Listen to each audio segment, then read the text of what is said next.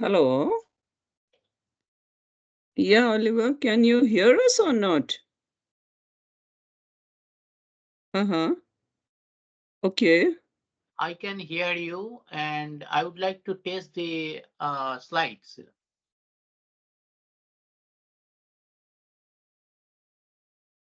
Can you hear me?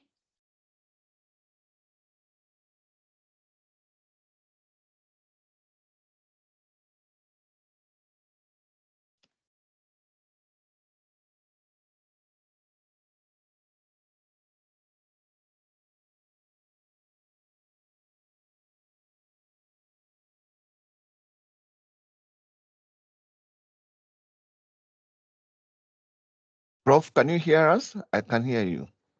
I could hear Can you. you hear me? Yes, I can hear you. Okay. Now I would like to test these slides. I would like to upload and see how it works.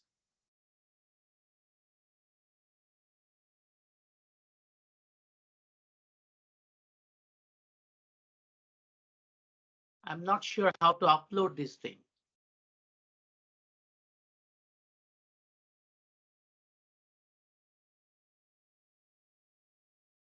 Here, okay.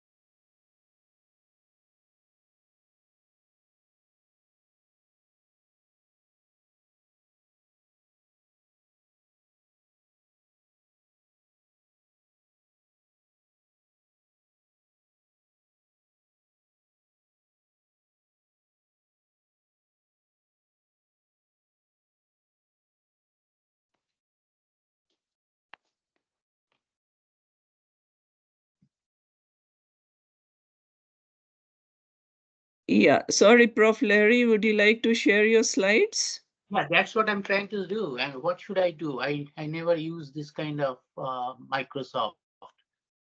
So where can you Are help you me? muted? No, I'm not muted.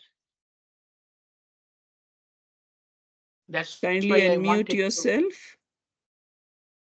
Uh, because we could hear do I you do? earlier.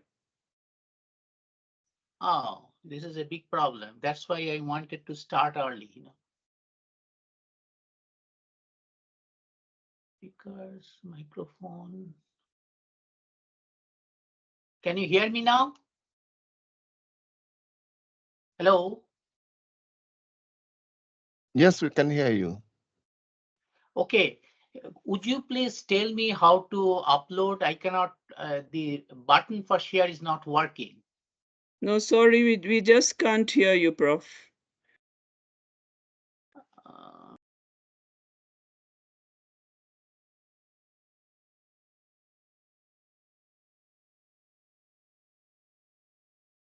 yeah, that's why I wanted to start early. Can you hear me now? Yeah, it's okay. Yeah, Yeah, it's okay, okay, I but think, yeah. I wanted to test it out, the slides. Yeah, sure. You want to share it? How do I do it? I cannot, use this share button here. Let me see. I have Does made you a presenter. It should be. I the problem is I don't use Microsoft and I'm not very familiar, Okay, and if you that's are why use I started early. okay, if you are using the same presentation, I can share it while you come to No, present. let me try to do it. That will be much better. Okay. So So, just before where is a red leave button, you will see on the right of it, on the left of it, there's a share button, yeah, an but that arrow doesn't going up. work. That doesn't work. I Uh, click on it. yeah, it will go to your. It says only meeting organizers and presenters can share. Maybe I'm not. So, no, I have made you a presenter. Let me check it out again.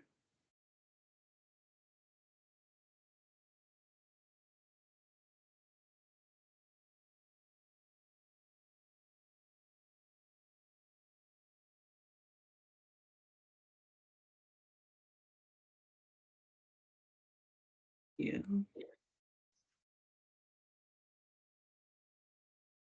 Someone from the, no, your mic is makeup presenter. Okay, now you try, please. Yeah, now it's working. Okay, good. Yeah, that's exactly the reason I wanted to start early. Yeah. Okay, let me see if I share. Select this line.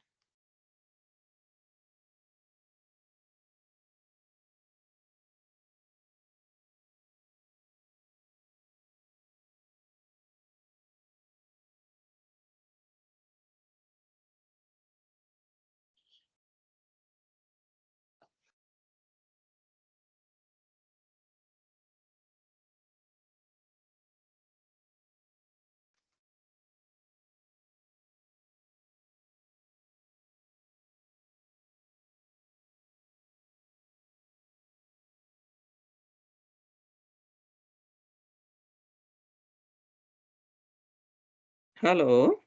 Can you see me? See the slides? Yes, Professor Pratha, I can see it. You can see the Your slides, right? screen we can see, but not the slides. 1 minute. Oh, not the slides. Hmm.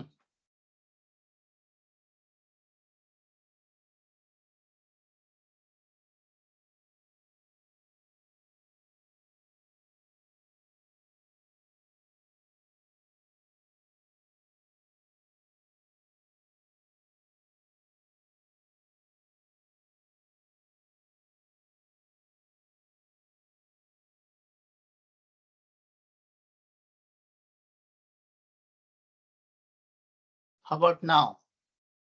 We see your screen, the Gmail page. Through the window, you may have to open your presentation first and go to that window. Okay, let's see. This is.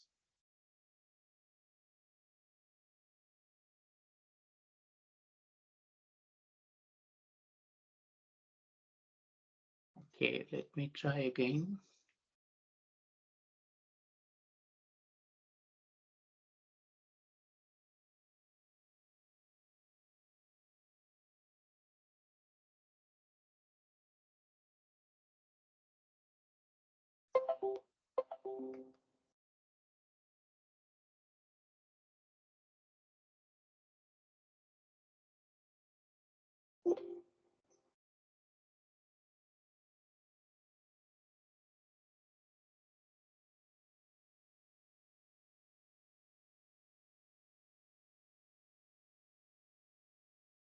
Okay, so this.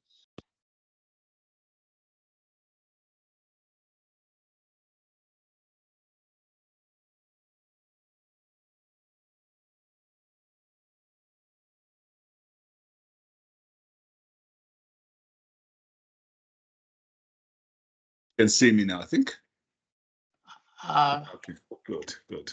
can you see the slides now? Can you see the slides? Sorry, no, Professor, you'll have to open the slides first in your window and then go to the window.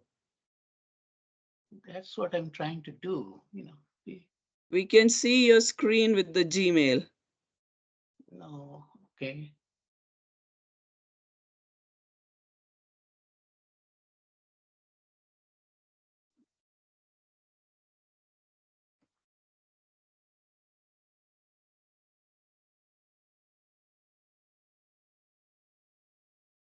Okay, maybe.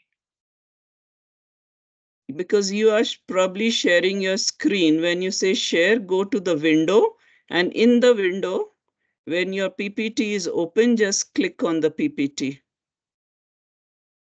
I may have to, let me try one more time, then maybe you can do this. You know. Yeah, you can share it with me. We'll do it from here.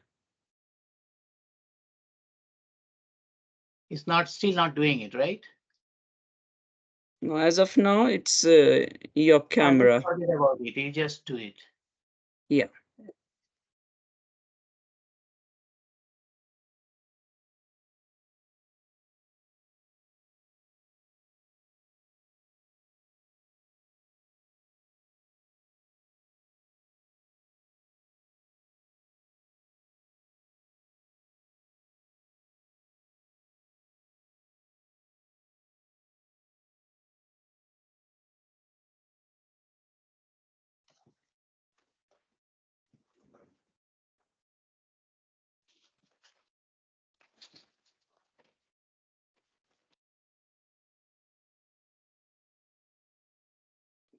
Can you share now?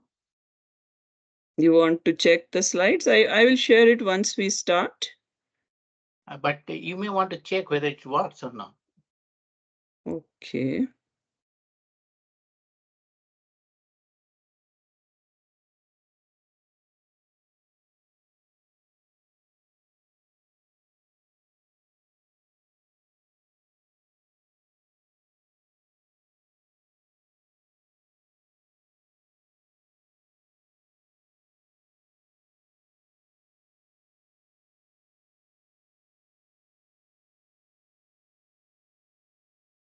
Can you see it?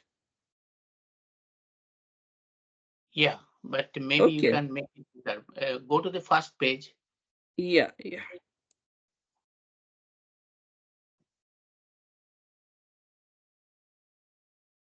Yeah, and full screen. This is, yeah.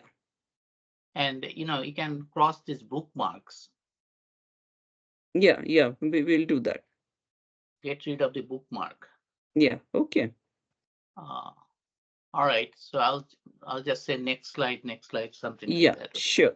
So I'll stop sharing now and Okay.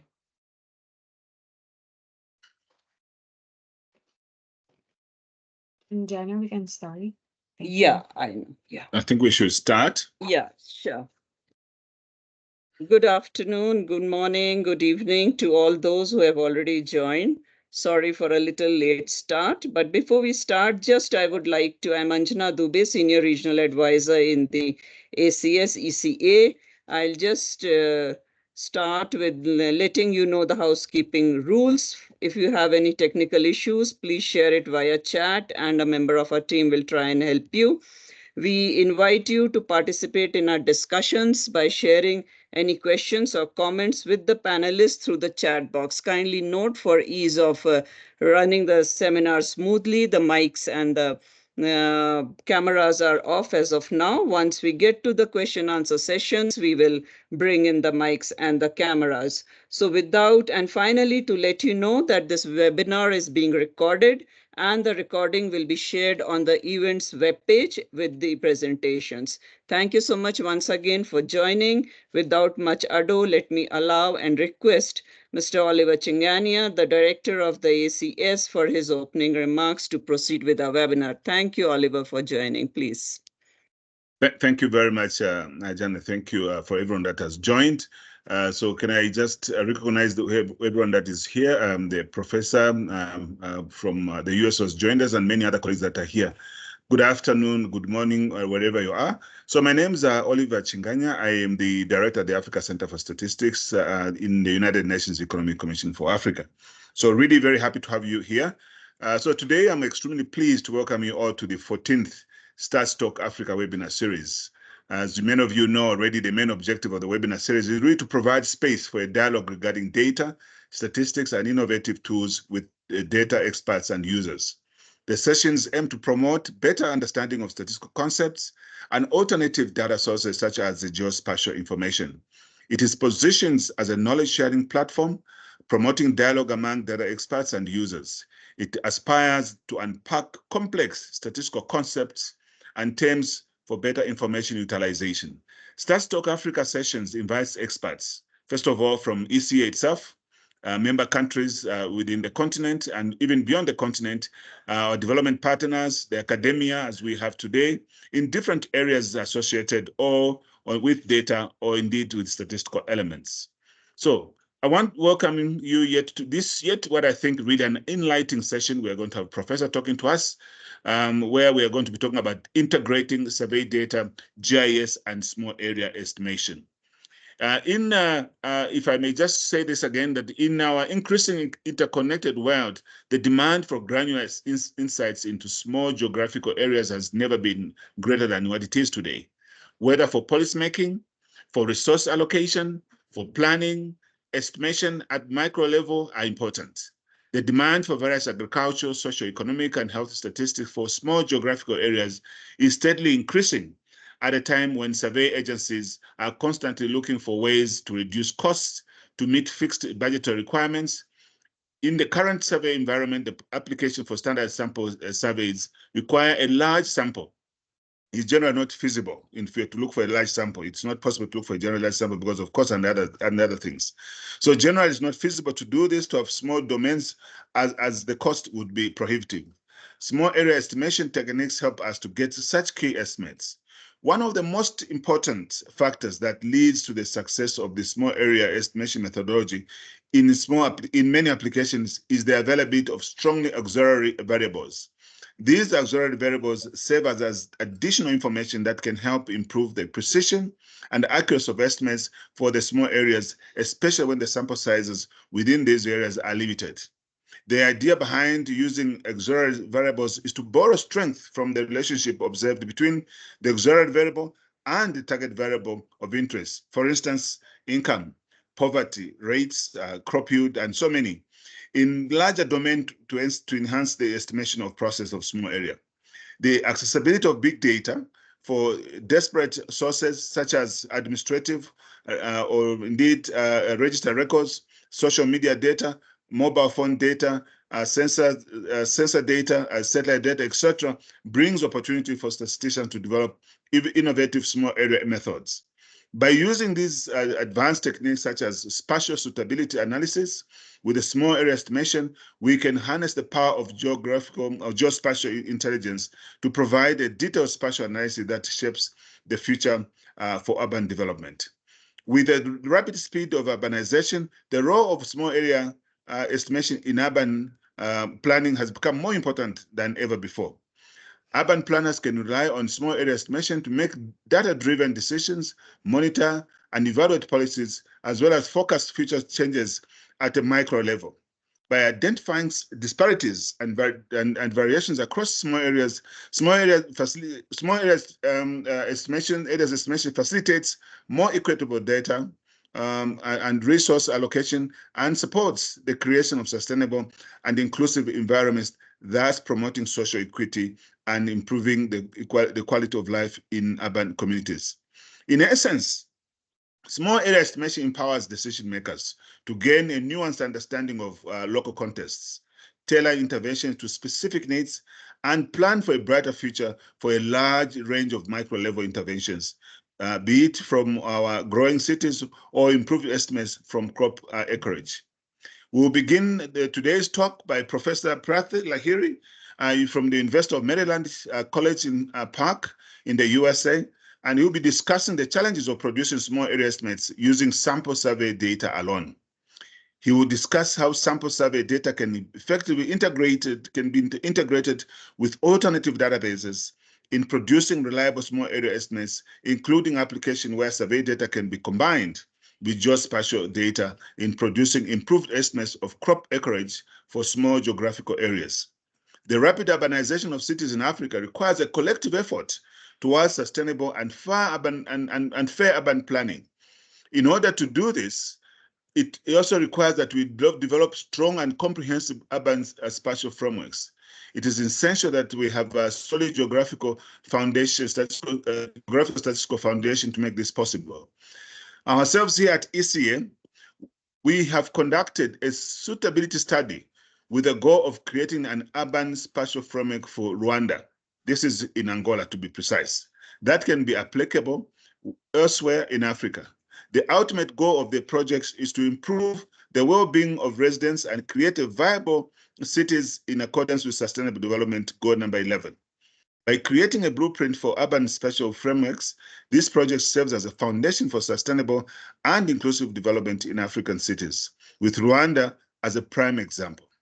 Our second speaker today will be our own colleague within ECA, Ayenika, and he will explore the important role of geostatistics.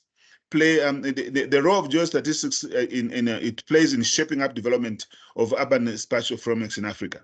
He will focus specifically on the interesting case of Rwanda, which is to guide the urban planning efforts towards the creation of economically vibrant, resilient, connected, and socially equitable cities.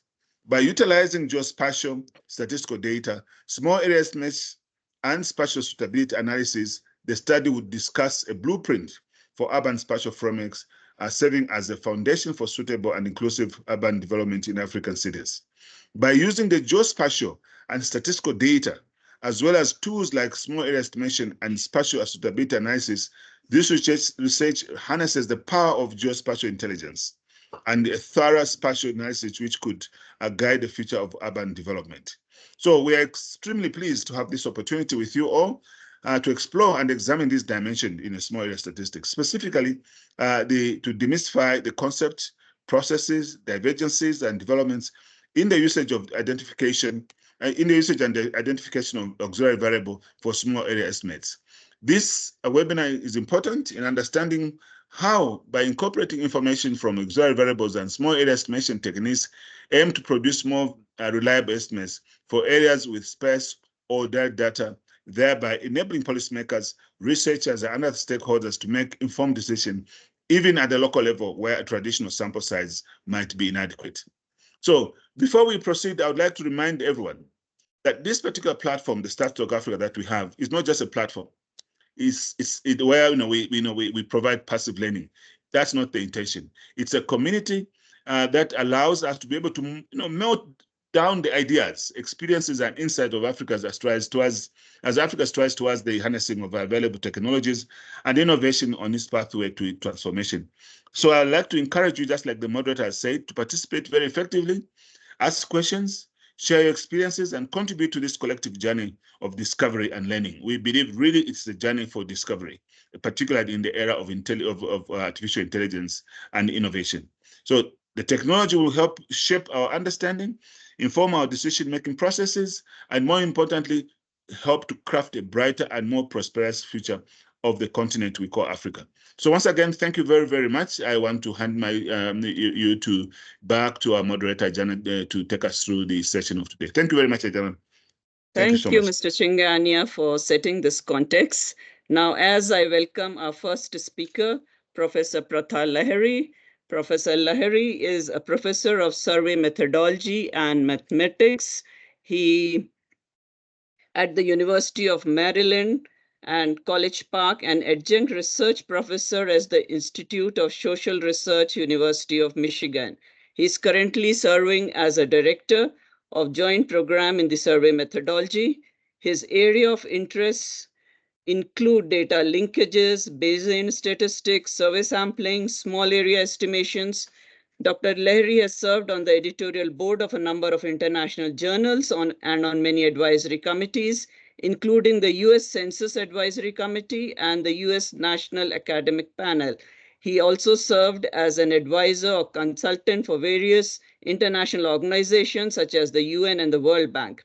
He's a fellow of the American Statistical Association and Institute of Mathematical Studies, and an elected member of the International Statistical Institute. Dr. Lahiri is also recipient of the Small Area Estimation Award for his outstanding contribution to research, application, and education of small area estimations. He was awarded the Nieman Medal in a joint session of the Third Congress of the Polish Statistics and the 2022 IOS held in Poland for his outstanding contribution to the development of statistical sciences. Dr. Lahiri is now serving as the president-elect of the International Association of Survey Statisticians. So with this brief introduction, I request Professor Lahiri to take the floor. Professor Lahiri will talk on integrating survey data with alternative databases for small area estimation. Welcome, Prof. Lahiri, and thank you for agreeing to give your lecture. You have about 25 minutes, please. Thank you. Thank you, Oliver and Anjana, for a very nice introduction of me and the topic. By the way, can you hear me all? Yeah, we can hear you. And can you all see your slides? Okay, good. My talk will be on how to integrate survey data with various alternative databases for small area estimation. So next slide, please. Next slide. Yeah, that's okay. No, go back to the previous one. I would like to briefly introduce joint program in survey methodology where I work. It is housed in the University of Maryland, College Park, and was established in 1993 to support the US federal statistical system by providing advanced training in survey and data science. Since then, it has become the go-to institution for survey and data analysis training for private and public sector. We have different programs. I have given the, go back to the previous one. Um, I have given different programs of JPSM. If you would like, you can scan those QR code to get more information. Next slide, please. Um, I'm also associated with the International Association of Survey Statisticians, or ISS. The ISS was founded in 1973 as a section of International Statistical Institute. It aims to promote the study and development of theory and practice of sample surveys and censuses. If you want to know more about ISS, you can go to the ISS homepage. There is a QR code. And to join ISS, you can also follow the other QR code. Next, please. Okay, so many of you probably see this UN SDG web banner, and there are like 17 broad goals. First one is no poverty, no hunger, and I have listed all the goals in the next slide, so you can see that. So I already said no poverty, zero hunger, good health and well-being, quality education, and so on. What I have not said so far, that these are needed at large area level, say at the national level or big regional level, but it is also important to produce the statistics at granular level, and that's where small area estimation coming in. Basically, we need to find estimates of those from some data sources at the granular level. So what is needed is data, right? That gives us the information about what we are interested in. Now, there are various kinds of data sets we can talk about. The traditional one is sample surveys, and there are probability sample surveys, which is very popular in NSOs, and it is well designed from start to the end. We spend a lot of time in designing sample design, questionnaire design, data collection method, and so on. So it produces quality data set for estimating various kinds of indicator at large area level. But now non-probability sample surveys are coming in. We are getting data from various non-probability sample surveys, which are not well designed, but they are data that contain some information. And one questions researchers are trying to answer, how to use all this data information coming from all these databases to produce some good conclusion. Next slide. Now, this talk is about geospatial data, and I don't want to claim myself as an expert in geospatial data, but I had the great opportunity to work with my colleagues at World Bank, David Newhouse, and UN, Josh Marfield is a consultant, and Howie Chen of United Nations to create this small area estimation with geospatial data, the premier. And so if you are interested to learn more about different types of geospatial data we have and methods and models and what can be done, I would strongly recommend you to have a look at this paper. It's in the public domain, and we have given the QR code for that. Next slide, please. Now I'll give you uses of geospatial data sets used by WFP, World Food Program. And their SAE is a part of WFP's data global strategy and Sri Lanka's technology and AI strategy. And they're considering some geospatial data like uh, building footprint data from Google Open Buildings dataset. This large-scale open dataset contains the outlines of buildings derived from high-resolution satellite imagery. This data can be used to estimate occurrences of small, medium, and large buildings in the area of interest. Then you have road density data from OpenStreetMap. Total kilometers of road area can provide insight into economic development of an area of interest, which is correlated with the food insecurity situation. And then we have nighttime lights. The intensity of nighttime lights captured through satellite have been used as proxies to poverty, also correlated with food insecurity. And then we have vegetation index. The vegetation indices created from satellite images can help quantify the greenness of an area, especially useful for estimating food availability in remote setting. Now, further work can be done to refine the availability of huge remote sensing datasets using machine learning. For example, training algorithms can be developed that can further classify building types based on type of roof material used in buildings. The roads can also be further classified based on structure. And our colleagues in World Food Program and Sri Lankan researcher, they're exploring how to use SAE using survey data and this kind of geospatial data. Next, please.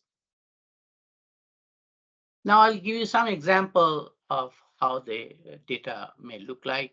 Here is one that gives cropland data layers. They used in National Agriculture Statistics Service in USA. And what you see here, the number of pixels under different types of crops like corn, soybean, wheat, and so on in different parts of the USA. And it's a large database, like 9 billion pixels, which can potentially be used for statistical purposes. For example, to estimate the crop production, yields, and so on for very small geographical level, like sub-state level. Next one. Now, here is another kind of databases that gives a good idea about geospatial variability. And it's a retail scanner data by Nielsen company. And it gives, for example, here, mango sales in grocery stores over different geographical regions. Basically, this data is gathered from the transaction data. When somebody goes to the store, they purchase some material, and then it goes to the database. Next.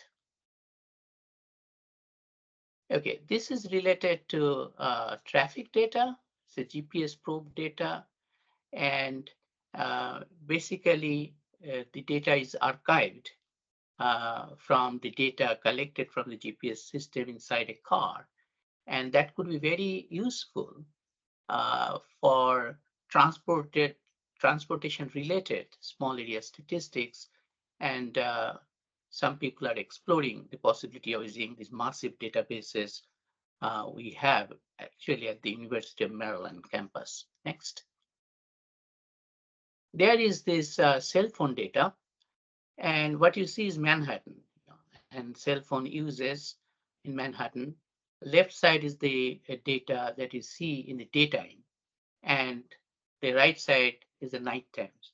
So this might be useful, for example, to understand how the traffic is moving with the cell phone and could be potentially useful for tourism.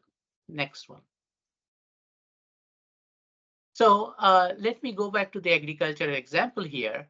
So for example, say you are interested in estimating acreage under certain crops like corn and soybean. So in USA, we have surveys of farmers, and that's a regular survey. You get the data from the survey about various things directly coming from the farmers, like crop acreage, number of cattle, and so on. And they are just fine to produce estimate at large area level. But when it goes down to sub-state level, it's a problem.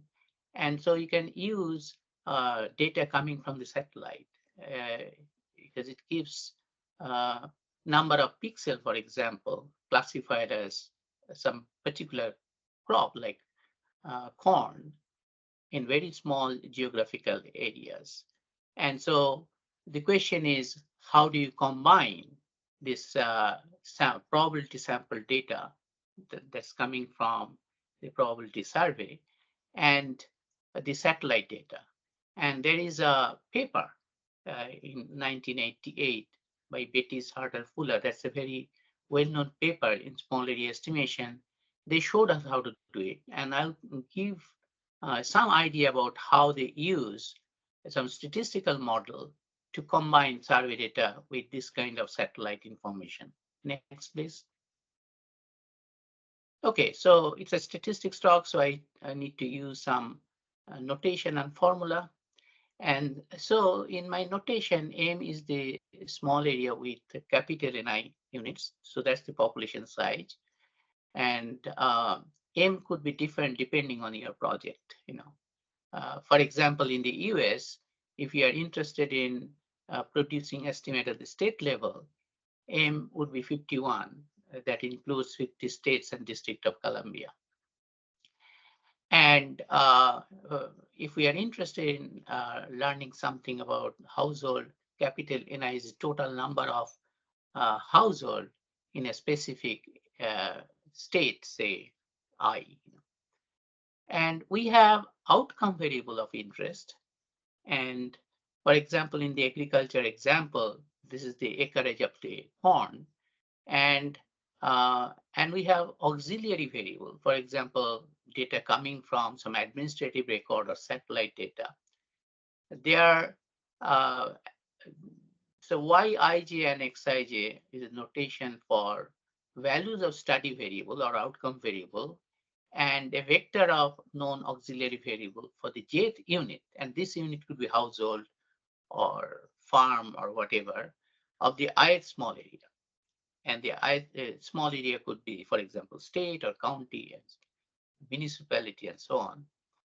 And the parameter of interest, we could be interested in various kinds of parameter, but small area mean would be something of interest, and we call it capital Yi bar. Basically, if you can have observation for all the units of a small area, you just take the average, right? But that is unknown, and that's what we have to estimate. Small ni is the sample size for area I, and the problem, it is not large enough to support the use of direct estimate.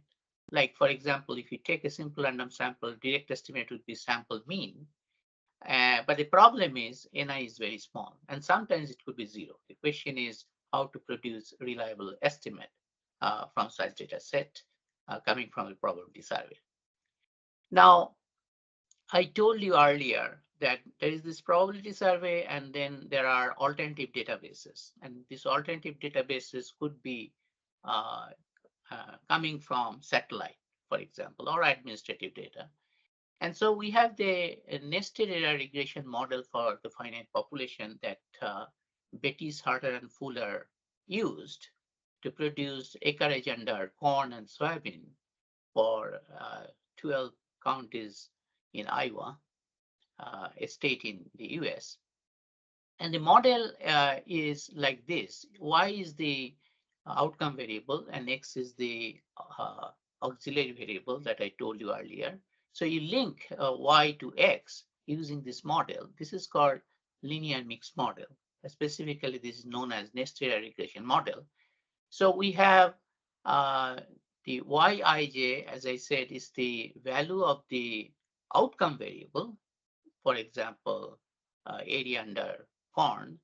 For the jth unit, for Petit-Sarda-Fuller example, this is a segment, roughly 1 square mile for the ith area, which is like a county geographical area. It's related to Xij, which is X is the satellite data, for example, number of pixels under corn for the jth unit in the ith county. And the nice thing is that it is available not only for the sample, but also for the entire population, and thereby giving up some uh, information. But we first build a model that connects the outcome variable Y to the alternative variables, alternative databases X through a model, and we fit the model using the survey data. And then we take the model to predict the unobserved unit and then form the estimate. That's the whole idea. So for this model, now go back, please. For this model, uh, we, we have this beta naught is the uh, intercept and beta is the slope. They are fixed intercept and regression coefficient, but we know that it would be extremely difficult to uh, have a perfect model. So there will be always an error. And so the gamma I is leftover variation. This is the random effects. And there are some assumptions made on the random effects and the error with some parameters which are known as variance component, like sigma square gamma and sigma square epsilon. And and then we have this model. We have to fit the model and go to the next page. Yeah. So so that model is fine and works for many small area estimation problem. But recently, I have done some work with my colleague in Italy, Nicola Salvati. This is available in GRSS journal, and I'll give the reference at the end of the talk. And here the idea is this. Uh, so basically, we are looking at some extension of nested regression model with high dimensional parameter. Why high dimensional? Because if you combine a large number of small area, it is very difficult to assume the same model. When I say same model, I mean the same intercept, same slope, same variances will work for a large number of areas that we'd like to combine. And so to motivate it, we consider data from US Environmental Protection Agency's Environmental Monitoring and Assessment Program, or EMAP, North Lake Survey. And between 1991 and 1995, researchers from US Environmental Protection Agency conducted an environmental health study of lakes in the northeastern state of the USA. For this study, a sample of 334 lakes, or more accurately, lake locations, was selected from the population of roughly 21,000 lakes in these states using a systematic random sample design. The lakes making up this population are grouped into 113 8-digit hydrologic unit codes defined as small areas, of which 64 contain less than 5 observations. They are very small. And 27 did not have any observation, zero sample size. The study variable is acid neutralizing capacity, or ANC, an indicator of acidification risk of water bodies. Factors affecting the ANC, such as acid deposition and soil characteristic, cut across HUCs. So overall spatial trends are also likely to be useful in predicting the ANC. The EMAG dataset contains the elevation and geographical coordinates of the centroids of each lake in the target area. For each small area, we have estimated the sample variance and fitted regression model where the response variable is the ANC and the covariate is the elevation.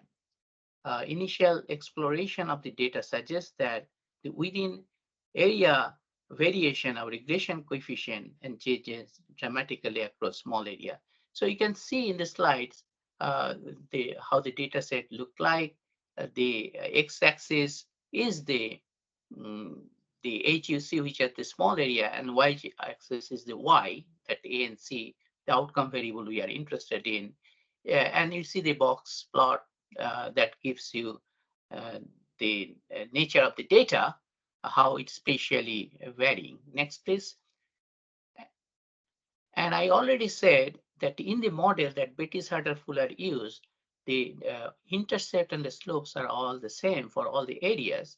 But I wanted to point out that when you have a large number of small area and you want to pull information from all this, it is natural to expect the intercept will vary and the elevation will vary. So what we did for this particular data that I just talked about, we estimated the intercept and elevation for different small areas, which are the HUCs, and draw this box plot. And you see there's a variation in both the intercept and the elevation, and that leads to the idea of extension of the model, which I'll show next. Yes, sorry, Prof, to intervene. You have about 5 minutes now. Okay, all right. So here is the model, the extension of NER model. What you see here, it's like Betis-Harder-Fuller model. Only thing you'll notice that we have used different slopes for different areas, and intercepts are already different because of the random intercept. Next, please. We have the best predictor. There are some formulas, so we don't have to pay a lot of attention to the formula. Only thing you know that the best predictor is an weighted average of what we normally do, like survey regression estimator, and that comes from the regression model that we assumed. And there are many parameters there to be estimated, like phi, and for that we have a data-driven technique for estimating. Next, please. And so that's one thing that we found very useful. We have a data-driven technique that improves the predictive power. Go next. Next, please. Yeah. So you can go back one. Yeah.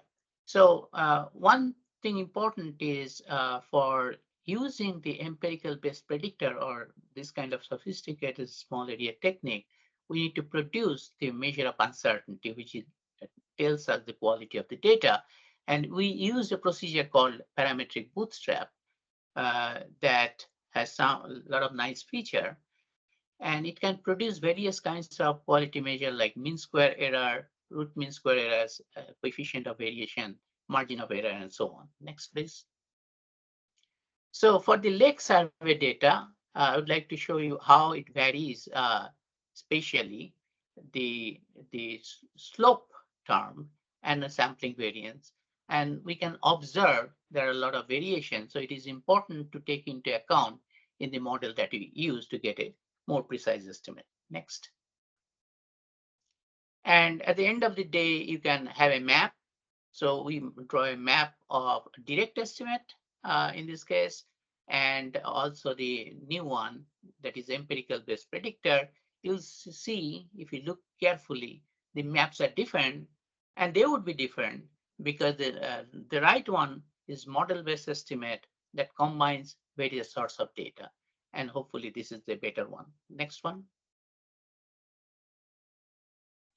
So to understand how much you can gain, we can look at the box plot showing the ratio between coefficient of variation of the direct estimate and coefficient of variation of the estimates obtained by the nested regression model with high dimensional parameter.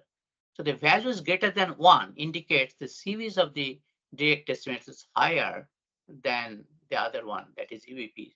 So it is doing a very good job here. All right, next one. Now, these models and these methods are quite complicated, and without help of some software, it will be very difficult to implement. And we do have a software written by my colleague, Nicola, and this is publicly available. If you have a data basis similar to ours, you can try it out. Thank you. Okay, so basically, I want to say as a concluding remarks that there are a lot of opportunity for modeling here. And by using a sophisticated statistical model, one can combine data from different sources of data, like survey data with the various kinds of geospatial data. And the question is, what would be the model? What would be the method? That would be totally dependent on the situation. We need to study various availability of various databases. Not only that, we have to understand the quality of those databases. And then using a statistical model, we can do this kind of problem. Next. Yeah, there are a whole bunch of references that I have given, but this slide, I guess, will be available on the website. And so you can have a look at it. And thank you very much. Thank you, Professor Lahiri, for this in-depth presentation and a discussion on the methodological aspects, bringing forth the use of SAE in estimating variety of parameters and how these methods allow us to get consistent estimators of the parameters with various uncertainty measures. Thank you so much once again. I now request and welcome our second presenter, Mr. Ernika Godhardt from UNICA. Mr. Ernika joined the UNECA ACS in 2010 as a statistician. He holds an MSc degree in demography from BUST, a master's degree in GIS and remote sensing from Nigeria, and also a diploma degree in location-based services. His most recent work at ECA has focused on geospatial information technology, the United Nations Geoinformation Management Africa, UNGGIM Africa, as we call it, activities, 2020 population and housing census cartography, and other census concerns, and in the projects including but not limited to geostatistics, spatial data analysis, and geospatial data sciences. He is especially interested in integration of geography with statistics, as well as novel data collection techniques, geospatial data processing, and knowledge development. Mr. Ernika is going to talk on geostatistics for development of urban spatial frameworks in Africa, the case study of Luanda, Angola, for which he was the principal investigator. Welcome, Ernika. The floor is yours. And probably I'll give you 20 minutes, not 25. Thank you. Oh, thank you very much. Are you hearing me? Open, right? Yeah, we can hear you and we can see your slides as well. Sometimes I think it didn't let me realize, like, okay, these things. There's some noise in the background. I hope there are some mics open. Let me see who I can mute. Yeah, so there was that issue, and you said that it was that you lost almost 500,000. Pamela, your mic is open. Yeah. It was Oliver. Thank you.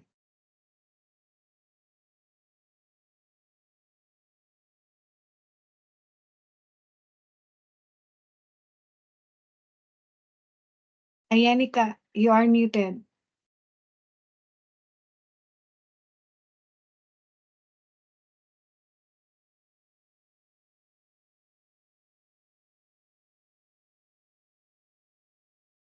Ayanika, you are muted. Sorry.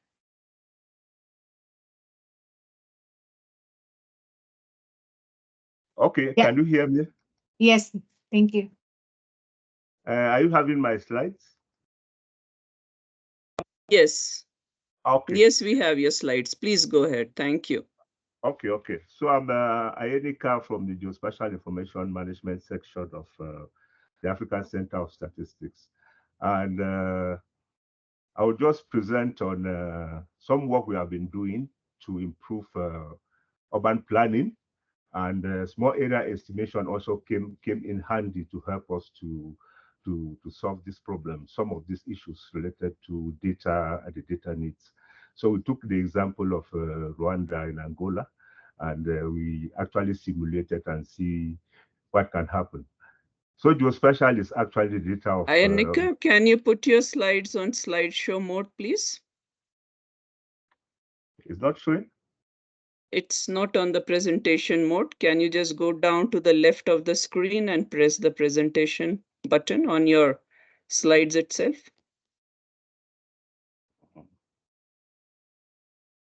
At the bottom right corner of your slides, there is a presentation button. Just click on it. Okay, let me reload it.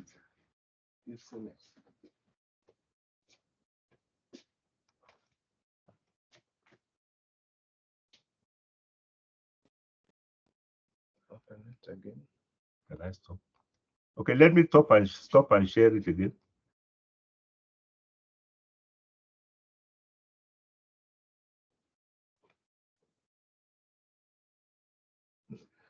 Are you having it? No, still not. I think you do it in the presentation mode itself and then go. Or if it's okay, Anna, can you all see it?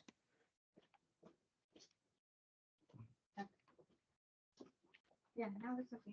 It's okay. Okay, let's move on. Are you having it? Are you seeing it? Now. Yeah, we can see the slides, but not in the presentation mode. It's okay. Go ahead. Okay.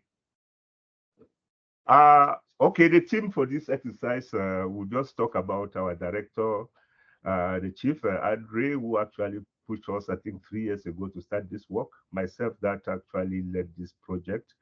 And there was Leandro, who actually helped us to link the DHS, Demographic and Health Survey data, with the geospatial data. We had our staff assistants, Bezanesh, and we also brought in Jodados, who came in as an intern to process some of this data.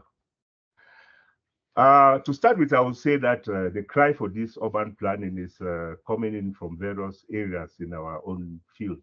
The UNGGM Africa, they have certain working groups like that of linking geography with statistics and the working group on land administration. And the cry for them has been actually for ECA to lead in terms of managing the urban sphere, in terms of cadastre, in terms of planning urban cities and so on. And we also have our regional institutes, or training institutes, which is one in Nigeria and another in Kenya. In our board meetings, it has been now very clear to them that we have to lead and work with the survey generals of these countries, which are represented in this board, to actually foster some of the projects they have in terms of managing their urban sphere and planning the land use in urban areas. There are also hubs. These regional centers of excellence are also hubs for Digital Ed Africa platforms, which they have at least huge data that can be processed to manage some of these issues. Nika, your slides are not moving because you are not in the presentation mode. You have to either use the up and down button. Anika, we can share from our end if you want. Okay, share. Okay, Okay. share. Okay. Okay.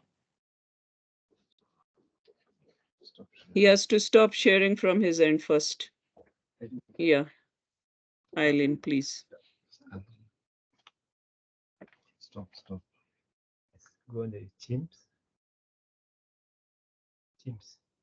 Teams, Microsoft Teams. Yes. Now, Because in her system, in his system, it's actually on presentation mode, but there seems to be some delays. So we just share it from our end, Anjana. Thank you. No, I want me to share it. I have to check his slides. I have it in my with Please, me. please do okay. it. Yeah. Okay. Please do it. Anika, it's okay. I think there are some delays. I can share from my end. Thank you. Okay.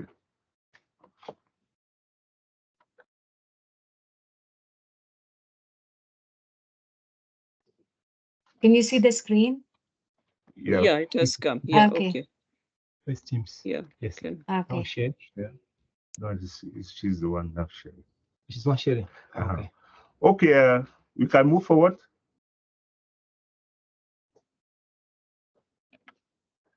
Okay. Yeah, the next slide. Okay, let me just continue by saying that sorry for the for the technical issues. Let me just continue by saying that the urban spatial frameworks are not new in the continent. Uh, in 2011, the UN Habitat used this concept in Darfur. Subsequently, in Rwanda, the capital Kigali used this concept, and we have now a very good case now of in South Africa, Johannesburg, that have actually applied this concept. The concept is just quite simple: is that geography comes in front to actually determine the suitable areas of an expanding city, which is has a lot of issues.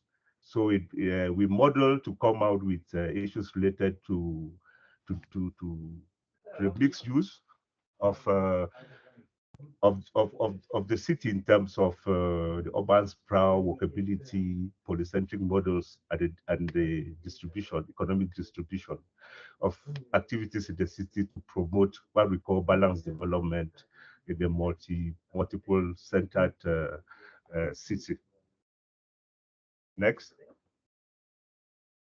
So the issue with coming up with a compact polycentric city is the issue of data itself. Apart from the issue of the lack of comprehensive planning from independence in most African countries, the growth of formal settlements, as we all know, the sprawl of cities, infrastructure deficiency, roads and public transportation issues, and resources by communities or the councils to actually plan their cities and promote equitable and environmental sustainable cities. So the next.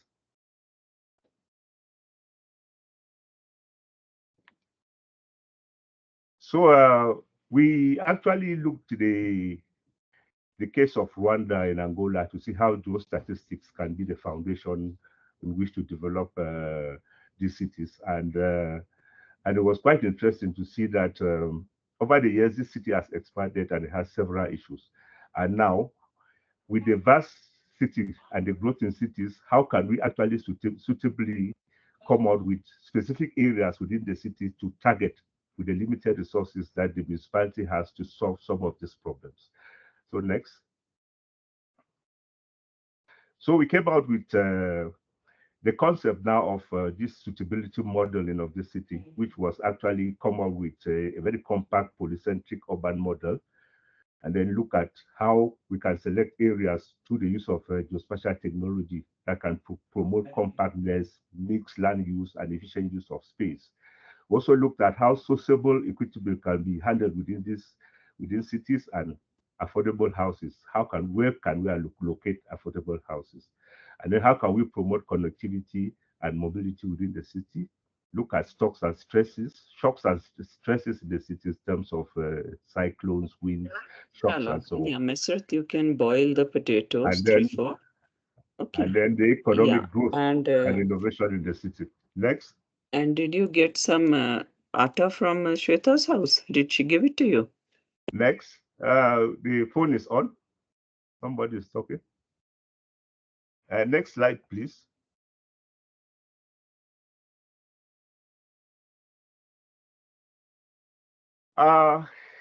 I just wanted rapidly to say here that to develop this urban spatial framework, there are processes and steps, which starts with collecting the data, coming up with a matrix of functions, having consultative workshops, and then looking at the emerging spatial structure, and then look at economic development in the areas, the corridors to develop, the knots or the new areas that are developing, and then what are the strategy and recommendations with an action plan that is validated by the government or the political leaders. So with a host of partners, UNGGIM, Digital Ed Africa, our training centers, this could be a good pathway to use them to work with national mapping agencies and statistical offices to come up with a very viable model. Next.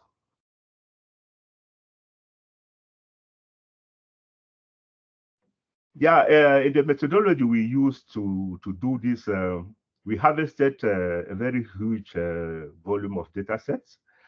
And the first data set we had, which was very important to model this issue, was the digital elevation model.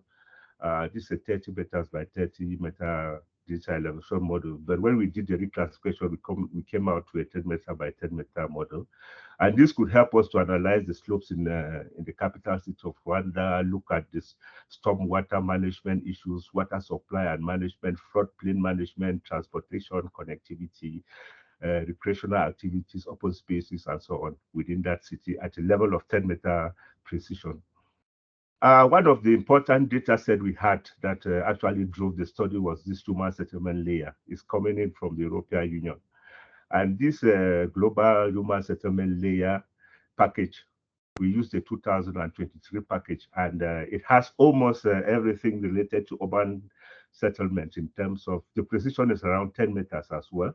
So it has data from Landsat, which is a multi-temporal data that spans from 1975 to 2030. We have built up areas in terms of heights in the cities.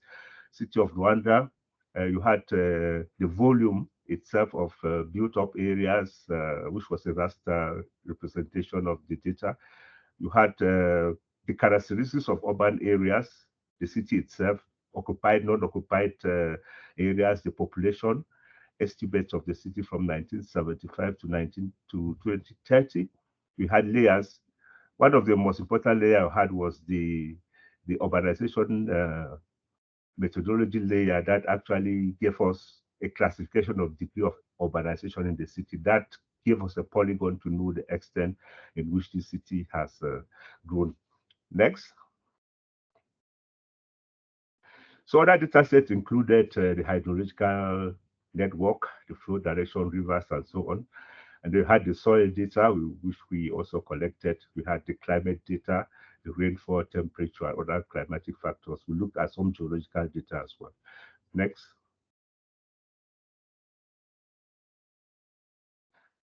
Yeah, we also went to OpenStreetMap, and we had a lot of data in sort of road network, transport network, waterways, and so on and so forth.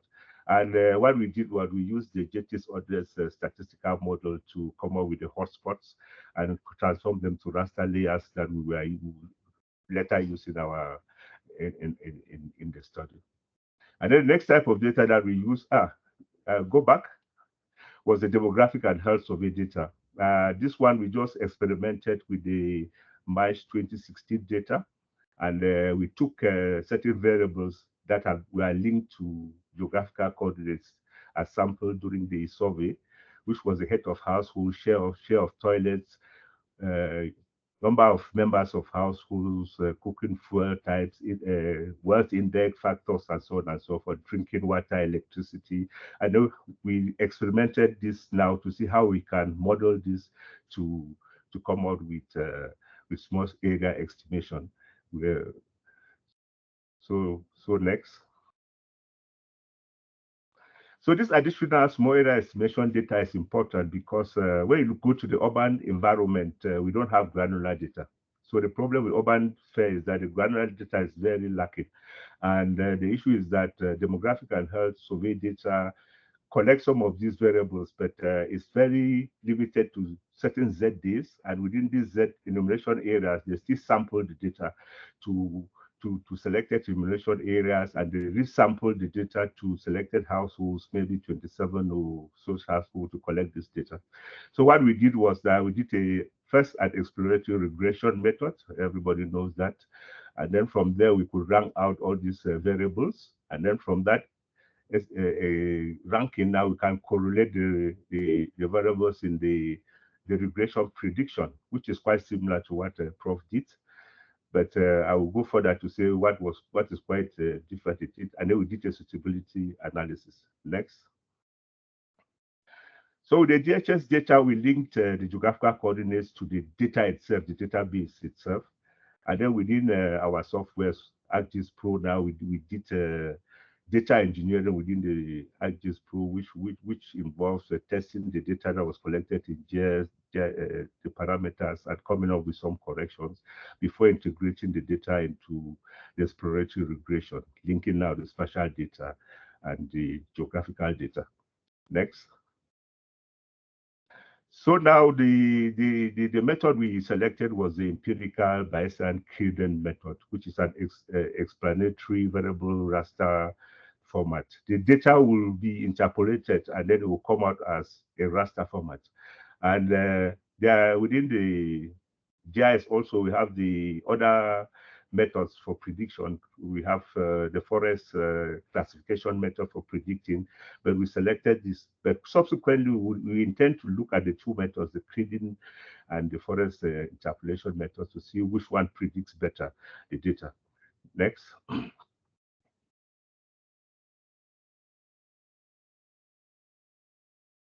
Yeah, it's just that I can't point out. You can see from the left, you can see the sample data we used, which is very small, mostly representing Rwanda itself.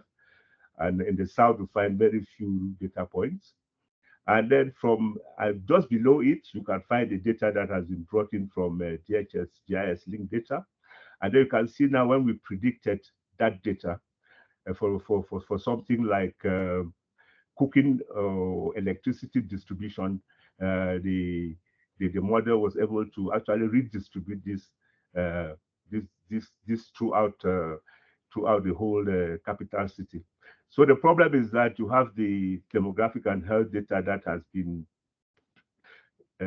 linked with statistical data, and then you have a list of raster images or raster data that will help to predict to other areas. Next, I will show So, next the hello.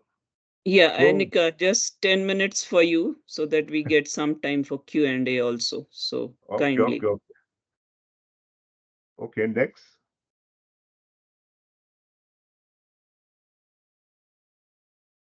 So this is an example of the prediction that we did. You can find the predicted households, for example, that we had done for the city of Rwanda. And what we did is that we had the road network converted into census tracts. And from those census tracts, now we predicted into the census tract, converted the census tract into points. And from the point data, now asked the software to generate statistical data that was lacking for the city. Next.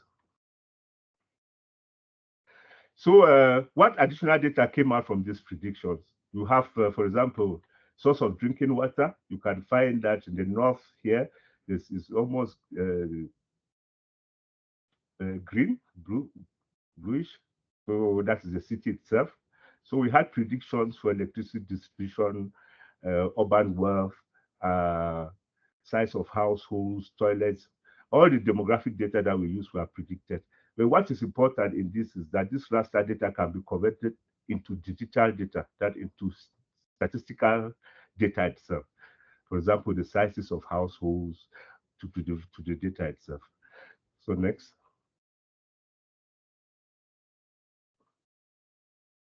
Next. So what data sets did we have? You can see a series of data sets we collected, aspects, digital elevation model, water flow, and so on. What is happening is that all these data sets that have been collected, the volume of it now were modeled in what we call suitability modeler. The suitability modeler now helps us to ask questions, interrogate the data. We want temperatures that are below these degrees and which are within this, and then we have slopes that are this level. We don't want areas that rivers are flowing. We give those conditions to all the layers, data layers, and the suitable model has the possibility to select and give us the appropriate areas. So next. So this is still part of the data that was used. Next. So in order to do this, we have to do also a reclassification of the data to select first what we want. Next. So we have to reclassify temperatures, rainfall, and so on and so forth to only have the adequate data that is needed to simulate, to actually select the suitable sites. Next. So these are more of the variables that were used, just some of them. Next. And now this is the suitability itself. So for example, when we came to the compact to polycentric cities, after running all those models, giving it a weight and asking the software to determine the 8 areas where the country can decide to start a project on coming up with a urban-centric model. We had these 8 selected areas in the capital city that were now can be prioritized and resources allocated for them. Next. So we had to do a weighting for all of the data you have seen from 1 to 10 and give each justification for the value of each of the weight that has to be given to each of the data so that it can actually run and locate these areas effectively. Next. We did that also for compact cities. Can go next. And then what happens is that after this suitability model has been done, now the selected areas have to be now, we call it model in a 3D dimension. Next. For urban planning. So this one is for when we want to promote compactness. These are the suitable areas in the country, in this capital city. Next.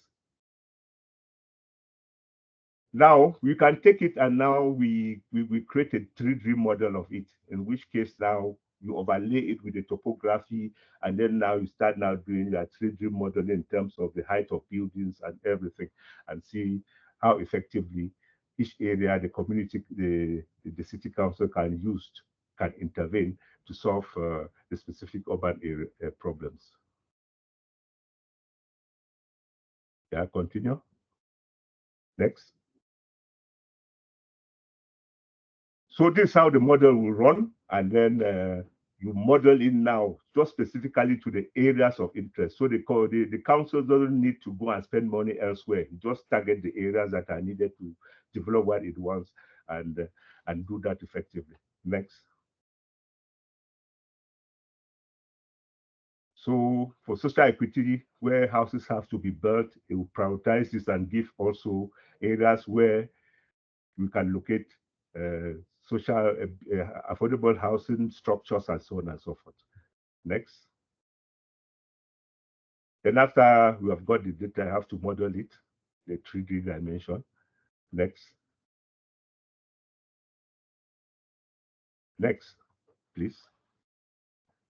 So for connectivity and so on and so forth, for areas of stress.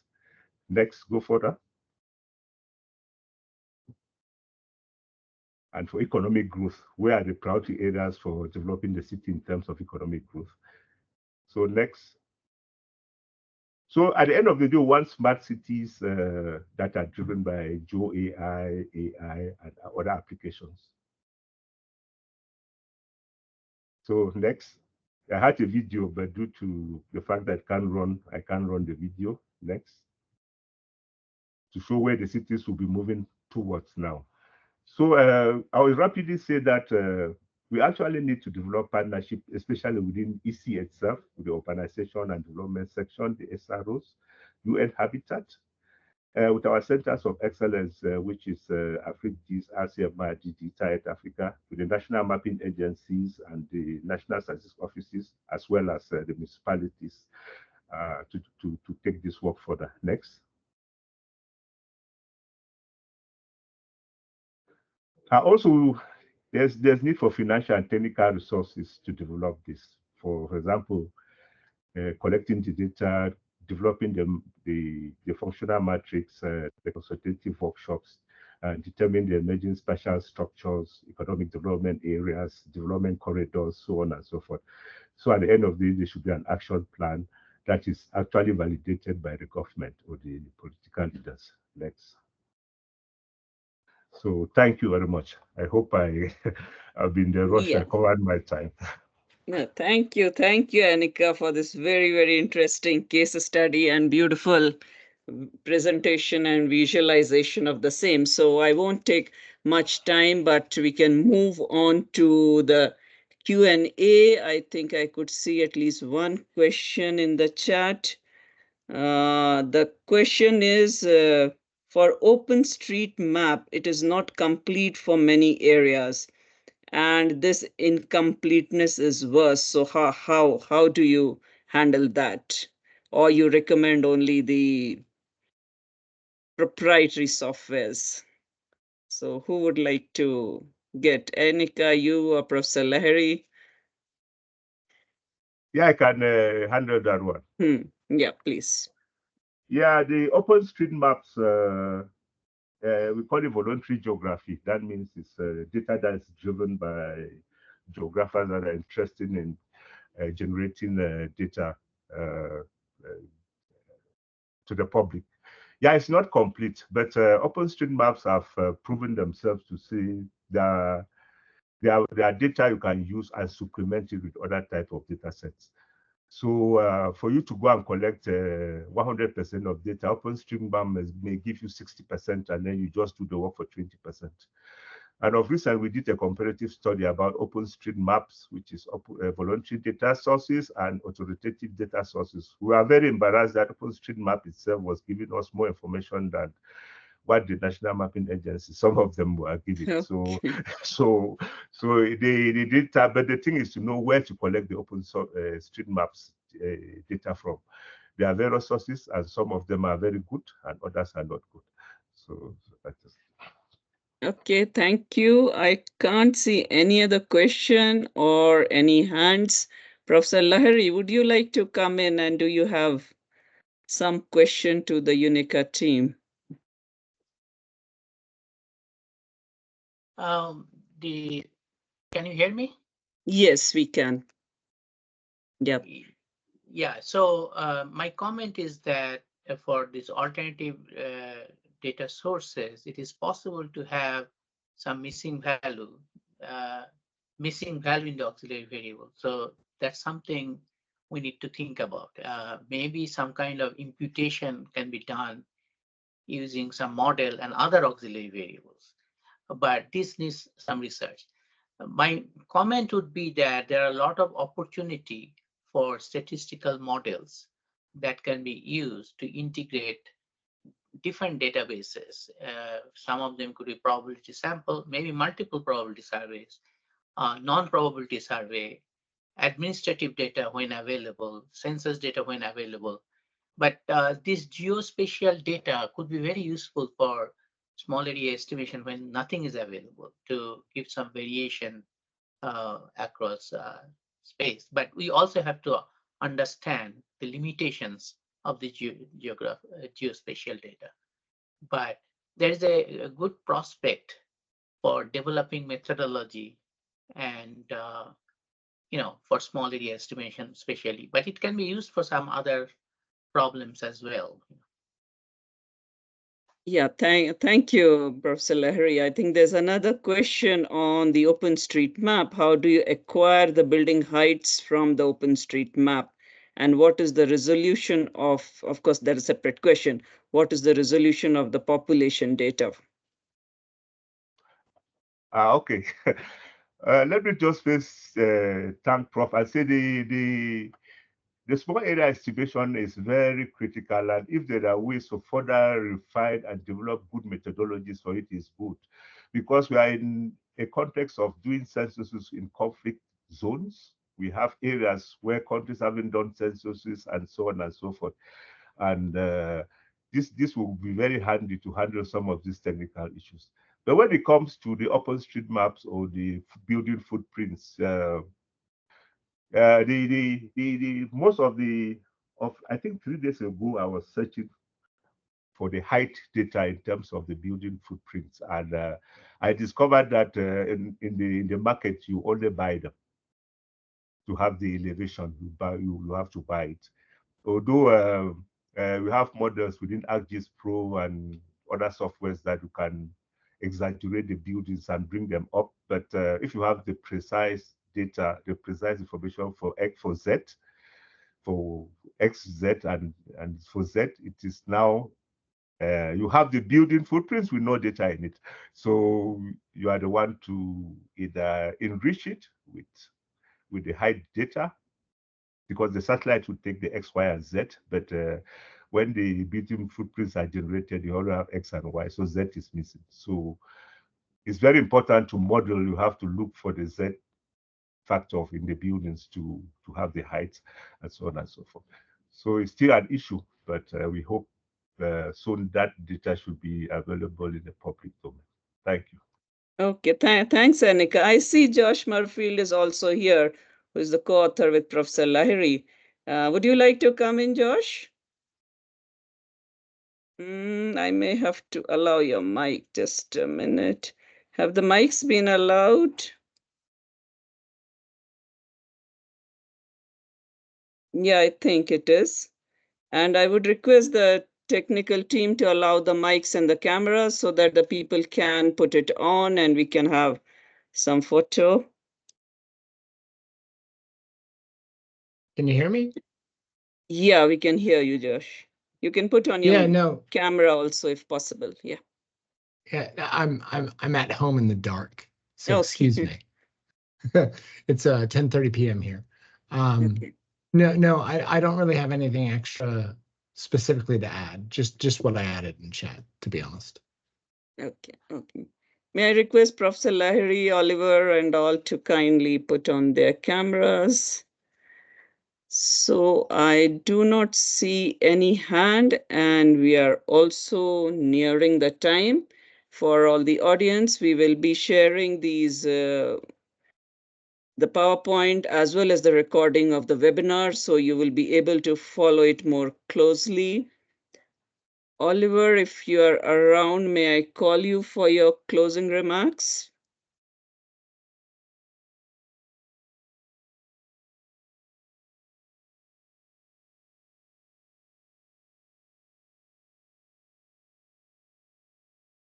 And Jana, Yeah. if I may, Yeah. we also invite people to respond to the webinar evaluations so that we can, know how to improve the way we work on these things. Thank you, Anjana. And also to Yeah. acknowledge Dahawi Chen is also the co-author of Professor Lahiri has also been joining us for this webinar. Oh, How we Howie, you use are the here. Would you yes. like to say something, Howie?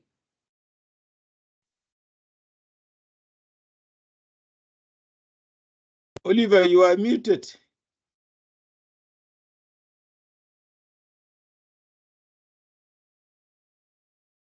Oliver is Oliver, you still need to muted. unmute yourself. Hi, hello. And I was wondering whether I was expected to say something, but I just wanted to thank Professor and Anika. Really, what I felt, he was taking me back to school. I was really back to school in when he started talking about small area estimations. I mean, one of the things that I've not told colleagues here that one of my expertise is sampling. I'm actually a sampler. That's one of my key expertise is in sampling. So I was quite delighted to see Professor raising some of these issues. So thank you very much, Prof.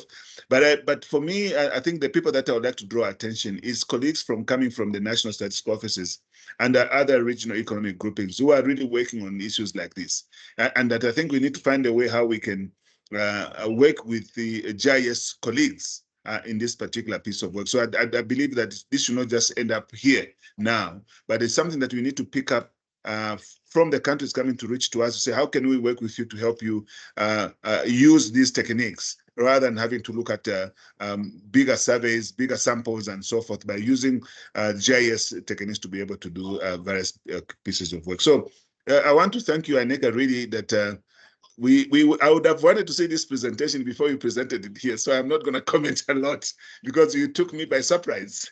And that's why I was telling Joseph that I think we need to have a conversation with you guys. But thank you so much. I appreciate this. Yeah.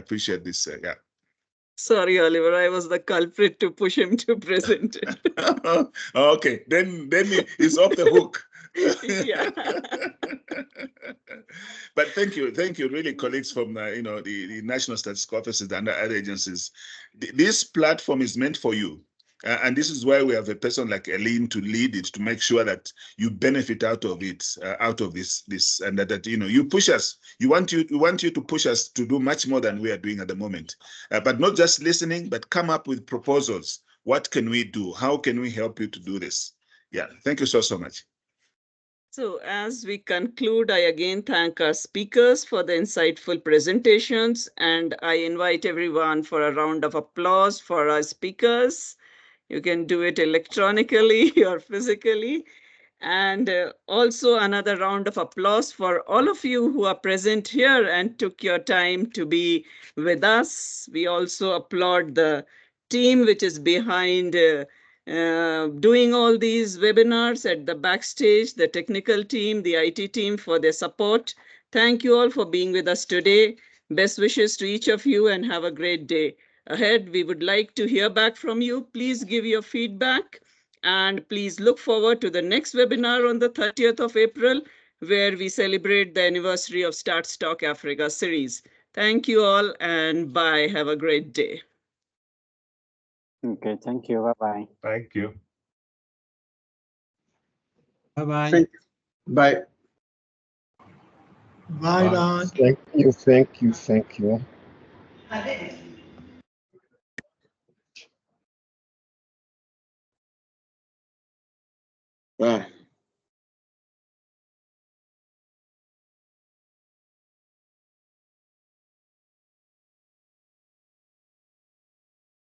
Thank you. Bye.